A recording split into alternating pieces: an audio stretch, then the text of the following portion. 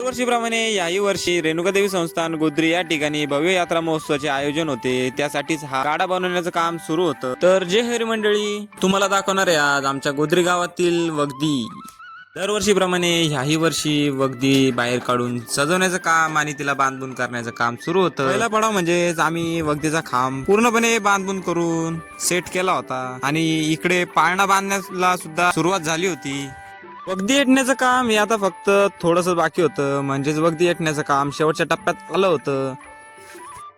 आम्ही वगदी येटणारे गोपाल दादा, मंगेश दादा, आम्ही सगळे वगदीवरतीच जाऊन बसलो होतो आणि वगदी न्यायची होती आम्हाला चावडीवरती. फक्त आम्ही वाट बघत होतो ती दफडेवाल्यांची.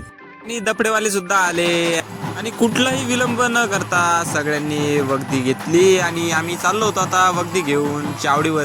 फक्त वगदीचं अर्धच काम झालं होतं. अर्ध्याच्या वर काम आम्हाला अजून चावडीवरती जाऊन करायचं होतं. सगळे लगेच आले चावडीवर आणि सगळ्यात अवघड काम असतं ते म्हणजे वगदीच्या खांबाला पाळणा लावायचा. आणि तेच काम म्हणजे एवढी जड वगदी सगळ्यांना तिरपी करून त्याच्यामध्ये पाळणा घालायचा असतो.